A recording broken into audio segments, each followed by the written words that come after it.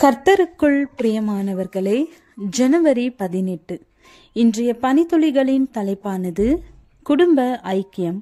வசனம் யோவான் 5வது அதிகாரம் 19வது வசனம்.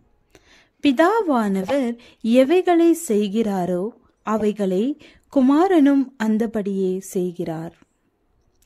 இயேசு ஒவ்வொரு நாளும் தன் பிதாவோடு நேரம் செலவிட்டார். வாழ்வின் சவால்களை சந்திப்பதற்கு அவர் தன் பிதாவையே சார்ந்திருந்தார். அந்த இயேசு சொல்கிறார், என்னில் நிலைத்திருங்கள், நானும் உங்களில் நிலைத்திருப்பேன். என்னை அல்லாமல் உங்களால் ஒன்றும் செய்யக்கூடாது. யோவான் 15வது அதிகாரம் வசனம் 4-5.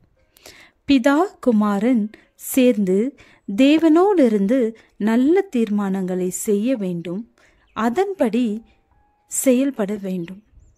மாதக்கணக்கில் மனிதன் முன்பு செய்த வேலைகளை கம்ப்யூட்டர் கண் இமைப்பதற்குள் இப்போது செய்து முடித்து விடுகிறது. கம்ப்யூட்டர்கள் புழக்கத்தில் வந்தபோது இன்னும் கொஞ்சம் காலம்தான், அதன் பிறகு நேரம் மிக அதிகம் மிச்சப்படும். நேரத்தை என்ன செய்வது என்று தெரியாமல் மக்கள் சலிப்பு தட்டி நிற்பார்கள் என்று சொன்னார்கள். ஆனால் இன்றைய நிலை என்ன? நேரம் இல்லை. ஆம், நேரம் போதாது. பெற்றோர் தங்கள் பிள்ளைகளுடன் செலவிட நேரம் இல்லை. கணவனும் மனைவியும் பேசிக்கொள்ள நேரம் இல்லை.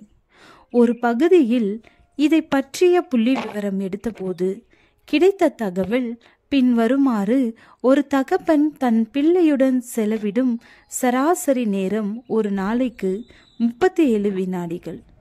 குடும்பத்தோடு எப்போது நேரம் செலவிட போகிறீர்கள்? ஓய்வு நாளில் எந்த வேலையும் செய்யக்கூடாது என்று தேவன் சொல்லியிருக்கிறார். உங்கள் பிள்ளைகளிடம் நேரம் செலவிட முடியாத அளவு எப்போதும் வேலை செய்து கொண்டிருக்கிற அம்மா அப்பாவா? கொஞ்சம் நில்லுங்கள். உங்கள் வேலைகளை ஓய்வு நாளில் நிறுத்துங்கள். உங்கள் குடும்பத்தோடு நேரம் செலவிடுங்கள். சேர்ந்து பாட்டு பாடுங்கள், சேர்ந்து வேதம் வாசியுங்கள், சேர்ந்து ஜெபியுங்கள், சேர்ந்து சிரியுங்கள், சேர்ந்து மகிழ்ச்சியாக இருங்கள். இது முக்கியம். நெருக்கடியில் வாழும் குடும்பங்களின் பிரச்சனைகளை இயேசு அறிவார்.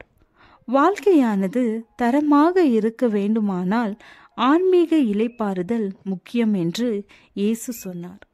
அவரை போல மன அமைதியுடன் வாழ வேண்டுமானால் நாம் அவரை சார்ந்திருக்க வேண்டும். அவருடைய வசனங்களும் ஆவியானவரும் நம்மை நிரப்ப வேண்டும். குடும்பங்களை பிரித்து போடுகிற சக்திகளை ஒடுக்க வேண்டுமானால் நாம் கிறிஸ்துவுடன் நேரம் செலவிட வேண்டும்.